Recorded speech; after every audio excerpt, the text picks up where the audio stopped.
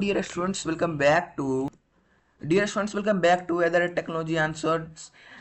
Class 8 का करने वाले हैं आज की क्लास के अंदर। चैप्टर नंबर 5 पौधे एवं जंतुओं का संरक्षण करने वाले हैं। आज क्लास के अंदर डियर स्टूडेंट बहुत ही खास होने वाला है, क्योंकि हम जो आज की क्लास के अंदर करने वाले हैं वो इम्पोर्टेंट्स के नोट्स होने वाला है, जो कि आपको नोट्स तो आप चैप्टर 4 और थर्ड सेकंड फर्स्ट जितने भी इससे पहले चैप्टर हैं उन सबके लिंक पर्सनली चैनल पे जाके देख सकते हैं। और ये वन शॉट वीडियो होने वाला है, तो वन शॉट वीडियो के अंदर पूरा बने रहिएगा। और इसके बाद आने वाला है लिंक बिल्कुल ही नोट्स का आने वाला है। ये वन शॉट वीडियो होने वाला है, तो इसलिए वन शॉट वीडियो को जरूर से जरूर आपको लोग समझना है। चलिए फिर शुरू करते हैं चैप्टर 5 पौधे एवं जंतुओं का संरक्षण। देखिए, हमने आपको कुछ पहले आपको मैं कुछ बताना चाहूँगा कि वनोन्मूलन क्या होता है। वनोन्मूलन देखिएगा, जो वनोन्मूलन इसके कारण क्या है। इसके कारण यही है कि ये जो हमारे पृथ्वी पर जो नाना प्रकार के निम्नलिखित प्रकार के जो पौधे एवं जंतु पाए जाते हैं, यह मानव जाति के अस्तित्व एवं भली प्रकार से रहने के लिए आवश्यक होते हैं। आज इन जीवों के अस्तित्व के उन्मूलन एक बहुत ही बड़ा खतरा बन गया है, क्योंकि हम जानते हैं कि उन्मूलन का अर्थ है वनों की समाप्ति। उन्मूलन का मतलब कि अर्थ है वनों की समाप्ति। इसलिए हम यह जानते हैं कि यह वन जल्दी समाप्त हो जाएंगे, इसलिए हम इसका नाम देते हैं वनोन्मूलन। इसका अर्थ ही है वनोन्मूलन का अर्थ कि जो जब भी जितने भी नाना प्रकार के पृथ्वी पर जो जीव रहते हैं पौधे एवं जंतु, उनका मतलब इसकी ऐसे एक तरह से कह सकते हैं, मतलब उनकी प्रजाति खत्म हो रहे हैं मानव जाति, क्योंकि जो भूमि का अन्य कार्यों में उपयोग करना है और वन वृक्षों की कटाई के लिए निम्नलिखित उद्देश्य भी दिया जा रहे हैं कि अगर हम इनको नहीं काटेंगे तो मानव जाति के लिए बहुत ही ज़्यादा नुकसानदायक हो जाएगा। ऐसा उनके पास ना ही तो भूमि बच रहा है और नेसेसरी कोई सी भी चीज़ नहीं आ पा रहे हैं अभी के समय पे। तो शायद यही कारण है कि नाना प्रकार की जीव जंतुओं और वृक्ष की कटाई की जा रही है। तो देखते हैं, पहला है कृषि के लिए भूमि समाप्त करना, घरों एवं कारखानों का निर्माण और फर्नीचर बनाने अथवा लकड़ी का ईंधन के रूप में भी उपयोग किया जाता है। अब देखिए, ये जो ईंधन है, ईंधन आप लोग को ध्यान में रखते हुए, क्योंकि पेपर के अंदर पूछा जाता है कि लकड़ी से हम क्या क्या चीज़ प्राप्त कर सकते हैं, आपको पहले लिख लेना है ईंधन है फर्नीचर। ये दोनों चीज़ आपको याद करके रख लेना है। ये 2000 ये एमसीक्यू में आता है, ये 2023 में आया था। अब इसके परिणाम भी देख लेते हैं। परिणाम इंपॉर्टेंट रहता है डियर स्टूडेंट्स। इसलिए इसका परिणाम इम्पोर्टेंट रहता है क्योंकि जब हम मान लीजिए, इसका कारण तो हमने देख लिया अभी के समय पे, हमने इसका कारण तो इंडिविजुअली हमने देख लिया, क्योंकि कारण कारण जैसे हमने देखा कि इसका कारण ये है, तो कारण के बाद तो हम इसका परिणाम भी देखेंगे। अगर हम इसको काट देंगे तो हम इसको परिणाम क्या क्या होगा, जो कि अभी हमको परिणाम इन सब चीज़ों का झेलना पड़ रहा है। तो परिणाम इंपॉर्टेंट रहता है, तो परिणाम हम पहले देख लेंगे। पर अगर सरकार को पहले देखना चाहिए कि हमको वनोन्मूलन को करने के लिए, इसको हटाने के लिए, वनोन्मूलन का कारण ही है कि वनों को हटा देना और जीव जंतु को बिल्कुल ही पृथ्वी से अलग कर देना है इस टाइप का। ठीक है, तो इसका पहले परिणाम उन लोगों को जान लेना चाहिए, जिससे कि वन विभाग को ऐसा कुछ तो देखते हैं, पहले भुज उन्मूलन के परिणाम याद करने का प्रयास किया है। उन्हें स्मरण है कि वनोन्मूलन से पृथ्वी का ताप एवं प्रदूषण स्तर वृद्धि हो सकती है। कि वृद्धि इसलिए होगी कि जब जब वनों को जब हम काट देंगे तो वो कार्बन डाइऑक्साइड को अपने अंदर अवशोषित नहीं कर पाएंगे और कार्बन डाइऑक्साइड हवा में ही रहेगा, मतलब कि पृथ्वी पे ही रहेगा, जिससे कि हम ऑक्सीजन नहीं ले पाएंगे। इससे कि वायुमंडलीय कार्बन डाइऑक्साइड का स्तर बढ़ता है और भू जल स्तर भी निम्नीकरण हो उन्हें पाता है कि वनों में प्राकृतिक संतुलन भी प्रभावित होता है। प्रो अहमद ने कहा कि उन्हें बताया था कि यदि पृथ्वी की इस अनावट कटाई चलती रही तो वह वर्षा भूमि उर्वरता में कमी आ जाएगी। जैसी कमी आएगी तो फिर भोजन नहीं हो पाएगा। अगर भूमि की उर्वरता में अगर कमी आ गई तो भोजन अच्छे से नहीं मिल पाएगा। खाद नहीं हो पाएगा फिर जिससे कि भोजन मिलेगा।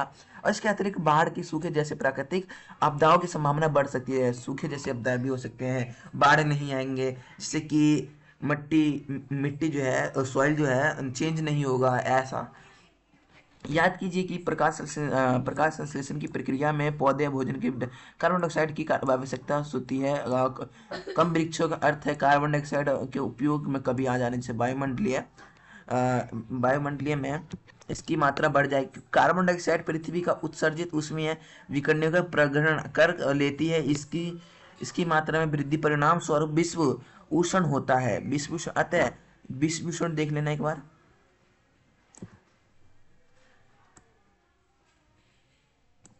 पृथ्वी के ताप में वृद्धि के जल चक्र संतुलन बिगड़ता है और वर्षा के दर में कमी आती है और इसके कारण सूखा पड़ता है। सूखा भी देख लेना। तो डियर स्टूडेंट्स, आप लोग को ये भी देख लेना है कि जो मरुस्थलीय किसे कहते हैं वो भी देख लेना है कि जब मृदा गुणों परिवर्तित आने का मुख्य कारण वनोन्मूलन है। किसी क्षेत्र की मृदा के भौतिक गुणों पर वृक्षारोपण और वनस्पति का प्रभाव पड़ता है और भूमि पर वृक्षों की कमी के मृदा पर अधिक है। मृदा की ऊपरी परत हटाने से नीचे कठोर चट्टान दिखाई देने लगती है। इससे मृदा की हुमस में कमी आ जाती है तथा इसकी उर्वरता की अपेक्षाकृत कम होती है। धीरे धीरे उर्वरता भूमि मरुस्थलीय परिवर्तित हो जाता है, जिससे इसे मरुस्थलीय कहते हैं। समझ गए? मृदा अपरदन के कारण ही मरुस्थलीय, जिससे कि इसका हुमस धीरे धीरे उर्वरक भूमि मरुस्थल में परिवर्तित हो जाता है, तभी इसे मरुस्थलीय करण कहते हैं, मरुस्थलीय। ठीक है। तो अब देखते हैं वन्य जीव और संरक्षण, है ना, ये देखना इंपॉर्टेंट रहेगा। देखिए डियर स्टूडेंट्स, वन और वन्य जीवन वनस्पति से जुड़े होते हैं। ऐसा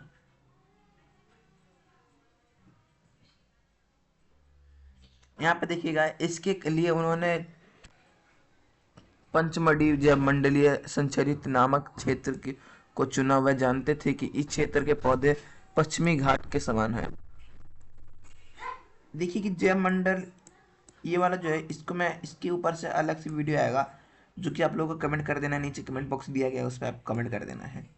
इसके पे अलग से वीडियो आएगा, ठीक है। कमेंट कर देना, नीचे कमेंट दिया गया है, कमेंट आप कर सकते हैं, ठीक है, जिससे कि आपको और भी अच्छी समझ में आएगा ये।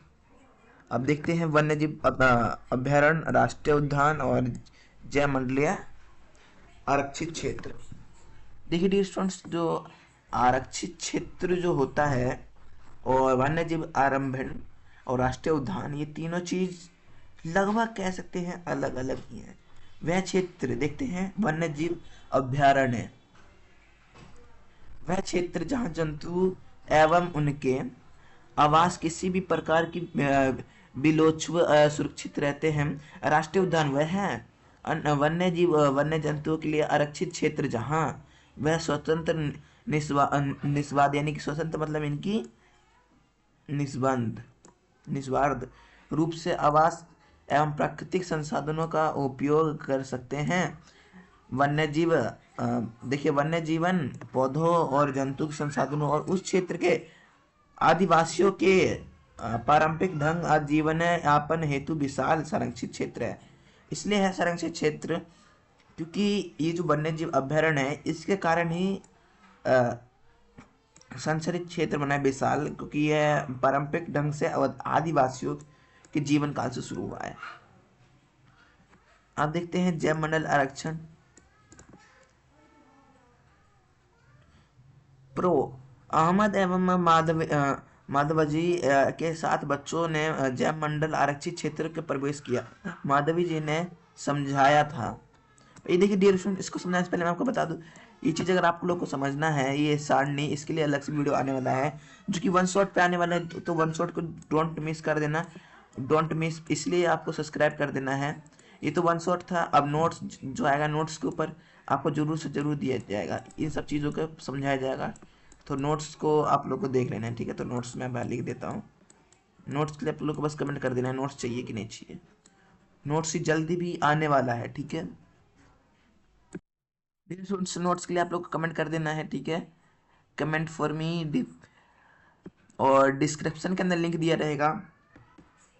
नोट्स, अगर नोट्स का वीडियो तैयार हो गया तो आपको दिया जाएगा। चलिए, इसके लिए एक से वीडियो आएगा तो इसको मैं अभी के लिए गोला कर देता हूँ, जिससे कि नेक्स्ट वीडियो के अंदर जरूर से जरूर मैं इस पर ध्यान करूँ।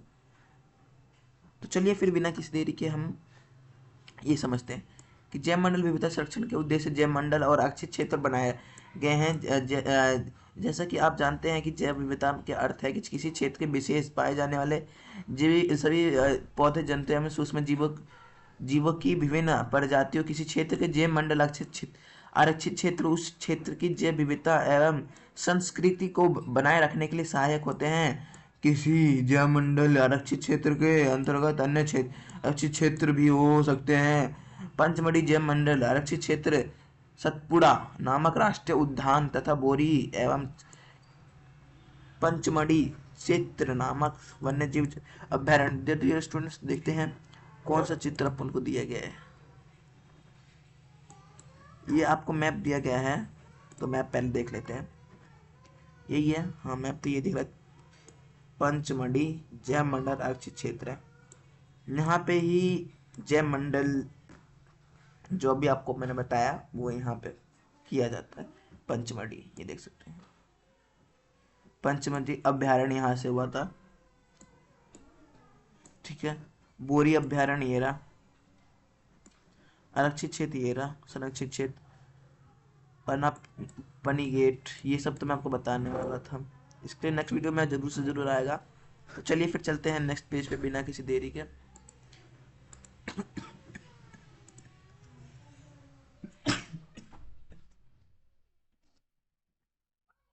डियर स्टूडेंट्स, क्या ये क्रियाकलाप पे वीडियो आना चाहिए? ये क्रियाकलाप इंपॉर्टेंट लग रहा है?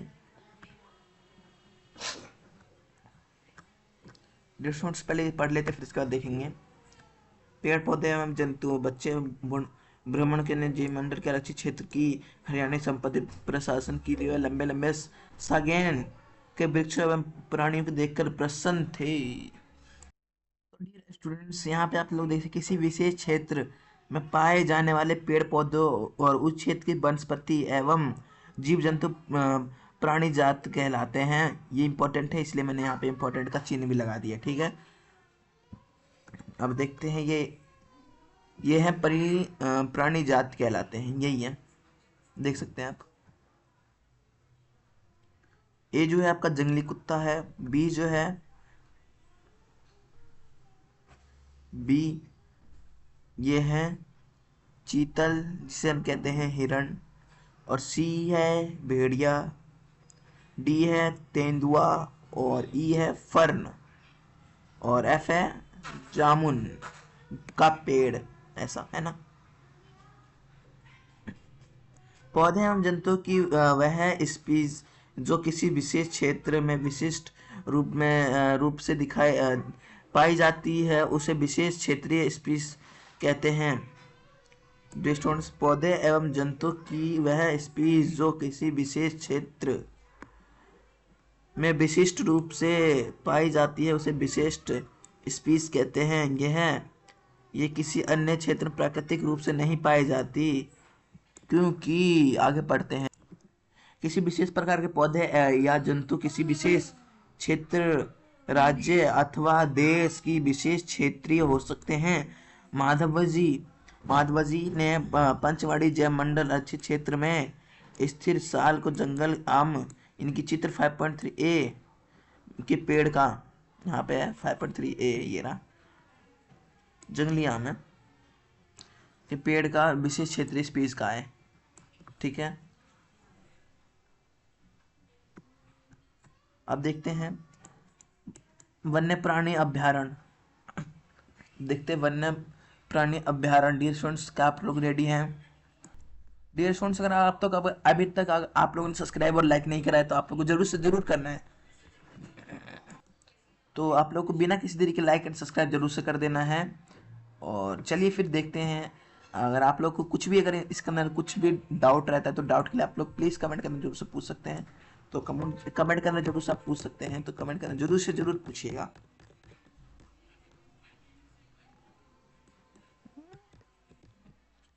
चलिए फिर शुरू करते हैं। तो अहमद ने बताया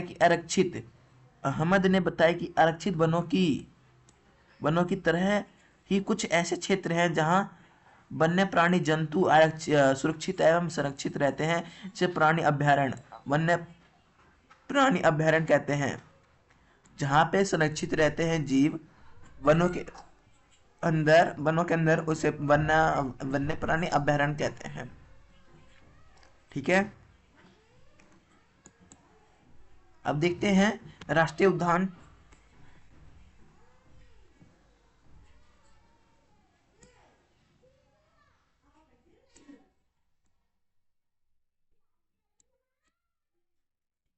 देखिए स्टूडेंट्स, विशाल आरक्षित क्षेत्र है तथा माधव जी ने बताया कि यह विशाल आरक्षित क्षेत्र है तथा पर्यावरण के संपूर्ण संकटों एवं संरक्षण करने में पर्याप्त है। इन्हें राष्ट्रीय उद्यान कहते हैं।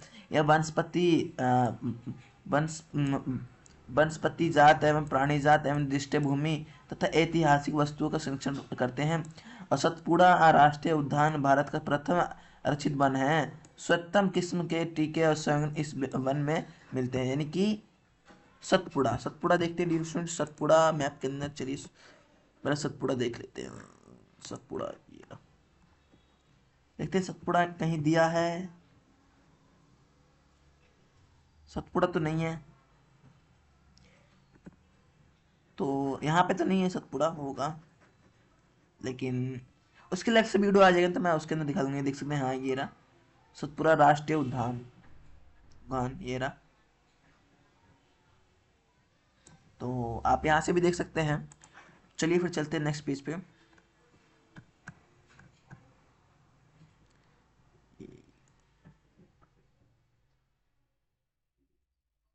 अब देखते हैं प्रोजेक्ट टाइगर क्या था।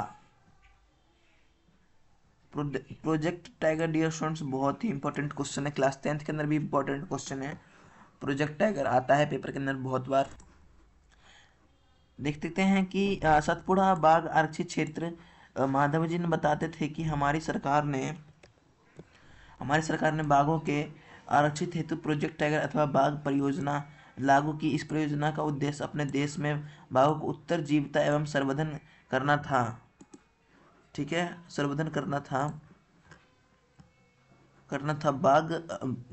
बाघ उन स्पीशीज में से एक जो धीरे धीरे हमारे वनों में से विलुप्त होते जा रहे थे, परंतु सतपुड़ा आरक्षित क्षेत्र वनों बाघों संख्या की वृद्धि हो रही है अतः संरक्षण का अनूठा उदाहरण है। किसी समय शेर, हाथी, जंगली भैंसे तथा बारहसिंघा भी सतपुड़ा राष्ट्रीय उद्यान में पाए जाते हैं। वे जंतु जिसकी संख्या एक निर्धारित स्तर पर कम होती जा रही है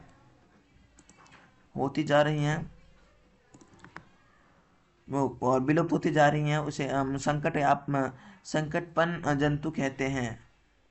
जो भी विलुप्त होते जा रहे हैं उसे संकटपन जंतु भी कहते हैं। अब देखते हैं परितंत्र इंपॉर्टेंट है। किसी क्षेत्र के सभी पौधे एवं प्राणी, सूक्ष्म जीव, अजैव घटक तथा अजैविक घटक, जैव अजैव दो घटक होते हैं स्टूडेंट्स। यहाँ पे अजैव दिया है और जैव घटक भी देखिएगा। जैव घटक यानी कि पौधे, प्राणी एवं सूक्ष्म जीव, ये है जैव घटक होते हैं। घटकों जैसे जलवायु, भूमि, मिट्टी, नदी, डेल्टा आदि संयुक्त रूप से परितंत्र का निर्माण करते हैं। जैव अजैव घटक मिलकर परितंत्र का एक निर्माण करते हैं किसी क्षेत्र में। देखिए लिखते हैं यहाँ पे, देख सकते हैं बाघ का, जंगली भैंसा जो कि विलुप्त होने पे आ चुके हैं, और बारहसिंघा, ये तीनों इंपॉर्टेंट हैं। देखते हैं रेड डाटा पुस्तक। अहमद बच्चों को रेड डाटा पुस्तक के विषय में समझाते हैं कि उनको बताते हैं कि रेड डाटा पुस्तक वह पुस्तक है जिसमें सभी संकटयापन स्पीशीज का रिकॉर्ड रखा जाता है। पौधे, जंतु और अन्य स्पीशीज के लिए अलग अलग डेल्टा पुस्तकें हैं। रेड डाटा पुस्तक के विषय में अधिक जानकारी आप कंप्यूटर पर www.government इनविस, ये है आपका प्राइमेटेट page 102 htm new nwc planets.htm से प्राप्त कर सकते हैं ये। ठीक है, इस तरीके का है। आप देख सकते हैं। तो चलिए फिर देखते हैं आगे। इन सब पर तो अलग से वीडियो आ ही जाएगा डियर स्टूडेंट्स। तो आप लोगों ने क्या सीखा है अभी सब यहाँ पे देखना है। तो उससे पहले हम दो तीन चीज और पढ़ लेंगे। यहाँ पे जैसे कि प्रवास रह गया और कागज का पुण्य चक्रण भी देख लेंगे। डियर स्टूडेंट्स ये वन शॉट वीडियो है तो इसको ज़्यादा लंबा नहीं करेंगे, और नोट्स के ऊपर जरूर से जरूर इनके आगे का पार्ट जरूर से आएगा। ये पार्ट 1 था और पार्ट 2 जल्द से जल्द आएगा। पार्ट 2 के लिए आप लोग कमेंट करना है, बता देना है पार्ट 2 चाहिए तो। चलिए पार्ट 1 कंप्लीट होता है, और पार्ट 1 के लिए आप लोग को लाइक एंड सब्सक्राइब जरूर कर देना है। समझ में जो चीज़ नहीं है आप लोग कमेंट करना जरूर से पूछ सकते हैं। मिलता हूँ नेक्स्ट वीडियो में और किसी नए टॉपिक के साथ। तब तक आप लोग को प्रमुख शब्द देख लेते हैं पहले एक बार, फिर चलेंगे। जय विविधता, जय मंडल आरक्षण संरक्षण वनमूलन मरुस्थलीकरण, ये भी आप लोगों ने देखा। परितंत्र भी देखा, संकटयापन स्पीच भी देखा, विशेष क्षेत्र स्पीच भी देखा, विलुप्त भी देखा है, परिजात वनस्पति भी देखा, प्रवासी क्षेत्र नहीं देखा है, राष्ट्रीय उद्यान भी देख लिया आप लोगों ने, रेड डेटा पुस्तक की बुद्धि पुनर्रोपण नहीं देखा, अभ्यारण्य देख लिया है। यानी टोटल मिला के 1 2 3 प्रजाति देख लिया ना, परिजात हाँ देख लिया। यानी कि आप लोग को दो चीज़ नहीं समझे हैं, तो दो चीज़ समझाने के लिए नेक्स्ट वीडियो के अंदर आप लोग को पार्ट 2 के अंदर जरूर से जरूर इन सब वीडियो पे शॉर्ट्स नोट्स आएगा। नोट्स के अंदर आप लोग को जरूर से जरूर समझ लीजिएगा। पार्ट 2 के लिए कमेंट कर देना है। चलिए मिलता हूँ पार्ट 2 के अंदर और पार्ट 3 के अंदर। इन सब क्वेश्चन आंसर जितने भी क्वेश्चन आंसर आपको दिख रहे हैं, इन सब क्वेश्चन आंसर को तैयार किया जाएगा, ठीक है। तो मिलता हूँ अगली वीडियो के अंदर, तब तक के लिए जय हिंद। और एदर एट टेक्नोलॉजी को आंसर्स को सब्सक्राइब और लाइक जरूर से कर देंगे। तो लाइक और सब्सक्राइब जरूर से कर लेना है।